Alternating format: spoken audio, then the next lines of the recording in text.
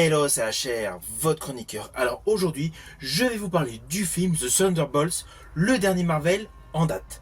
Je vous le dis tout de suite, il est radicalement différent de tout ce que vous avez pu voir dans l'univers Marvel et prend bien évidemment sa place suite au dernier Captain America. D'ailleurs, dans ce film, il y a une référence. Implicitement, il faut que je vous parle de ce film qui est selon moi un bon Marvel. Mais avant cela, n'oubliez pas, si vous n'êtes pas abonné, pensez à le faire, pensez à la petite cloche pour les notifs et surtout pensez à me mettre en commentaire ce que vous pensez de ce nouveau film Marvel. Let's go!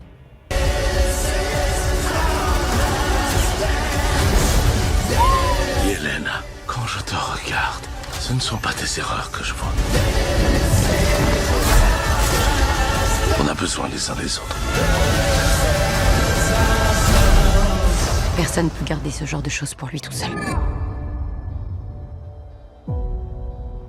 Personne.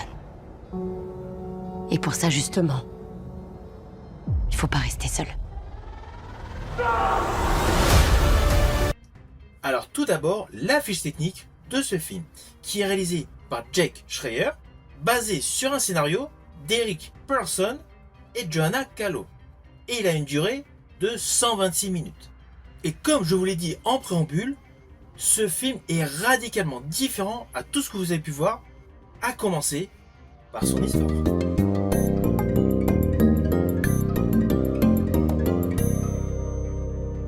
Alors pour ce 36e film de l'univers cinématographique Marvel, dès la scène d'ouverture, nous retrouvons le personnage Yelena. Celle-ci est en Malaisie, elle effectue une mission au cœur d'un laboratoire. On comprend tout de suite qu'il y a un ton morose. Son personnage semble ne plus du tout apprécier ce qu'elle fait. Néanmoins, nous réalisons pleinement qu'elle agit pour le bien.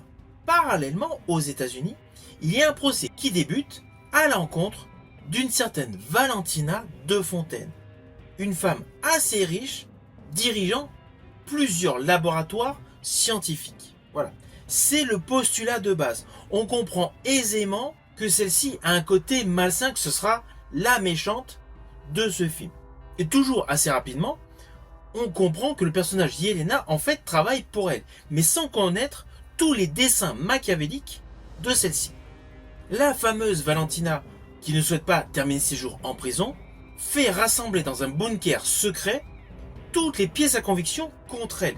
Et elle envoie justement le personnage de Yelena pour aller effectuer une certaine mission, mais qui est en fait une mission trouble, car sur place, nous retrouvons d'autres personnages issus de l'univers Marvel. Alors ne vous inquiétez pas, je n'irai pas plus loin sur les lignes scénaristiques, car ce qui se déroule dans ce bunker est en fait l'axe central du début de l'histoire. De ce fait, je ne vais pas du tout vous spoiler pour que vous ayez le plaisir de découvrir par vous-même. Ceci dit, à la fin de la vidéo, je vous préciserai les scènes post-génériques. Pourquoi ? Parce qu'elles n'ont pas une réelle surprise ce qui va advenir de l'univers Marvel. Mais cela n'empêche pas que la deuxième post-générique est un petit peu mieux. Mais si vous n'avez pas le temps dans votre cinéma, ou surtout pas la patience d'attendre la fin du générique, au moins à la fin de ma vidéo, je vous dévoilerai ces deux scènes post-génériques.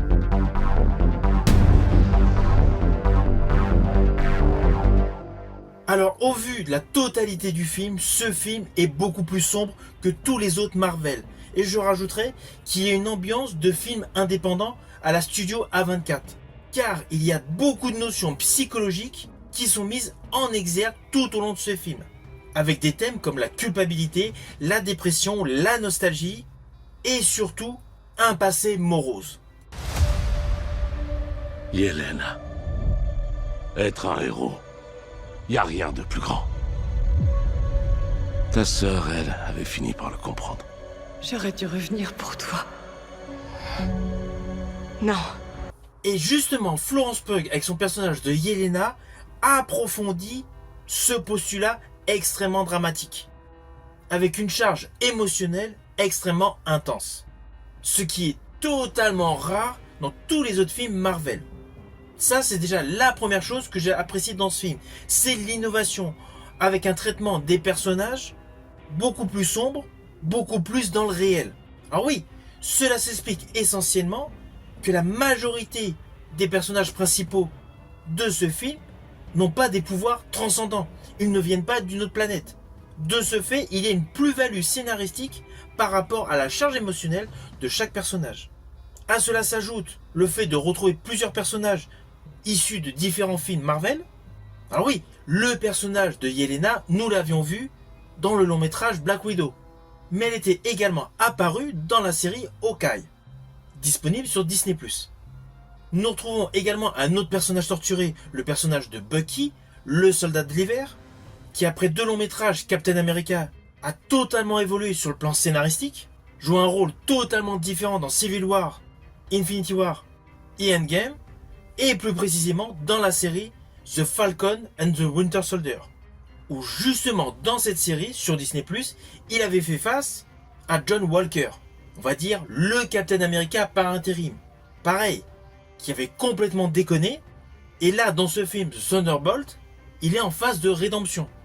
Alors sinon nous retrouvons The Red Guardian, le père adoptif de Yelena vu précédemment dans le film Black Widow, le personnage de Ghost, vu en 2018 dans Ant-Man et la Guêpe, le personnage de Taskmaster qui était également dans Black Widow, et la méchante de ce film, Valentina de Fontaine, que nous avions vu dans la série The Falcon and the Winter Soldier. C'était elle qui avait recruté John Walker. Dans Black Widow, elle dirigeait Yelena, c'était à la fin du film. Et dans Black Panther Wakanda Forever, elle était nommée directrice de la CIA. De ce fait, tous les personnages principaux de ce film, nous les avons vus dans l'univers Marvel, mais dans un univers beaucoup plus joyeux. Et justement, le côté sombre, le côté ténébreux qui jaillit sur chaque plan de ce film rebondit naturellement sur un autre super-héros que vous allez découvrir avec des jeux d'ombre. Je ne vous détaillerai pas, je préfère que vous ayez la surprise. Mais voilà, tout le côté sombre de ce film, en fait, est visible sur la totalité des protagonistes importants de cette histoire.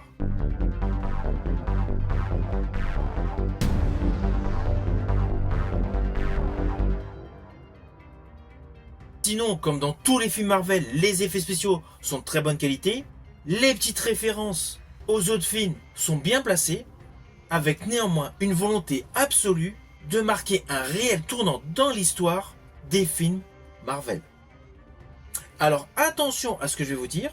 Je vais vous dire ce qui se déroule sur les 2 scènes post-génériques. Alors la première scène post-générique concerne le personnage de Red Guardian avec une boîte de céréales face à une mère de famille qui hésite à l'acheter.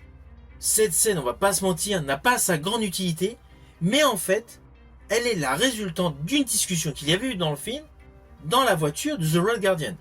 Ainsi, cela apporte un peu de légèreté à ce film au ton morose. Et alors, la dernière scène, après un générique où il y a pas mal d'affiches nous présentant The Thunderbolt assez marrantes, il y en a une qui fait référence à The Justice League, mais bon, à cette scène post-générique, nous voyons un fameux vaisseau qui s'approche de notre planète. Ce vaisseau n'est autre que celui des 4 Fantastiques issus du nouveau film. Je pense donc que dans le prochain grand film The Avengers, il y aura énormément de super-héros inclus dedans. Si vous avez aimé ma vidéo, n'oubliez pas, petit pouce vers le haut, pensez au partage. Quant à moi, je vous dis à bientôt pour une prochaine vidéo.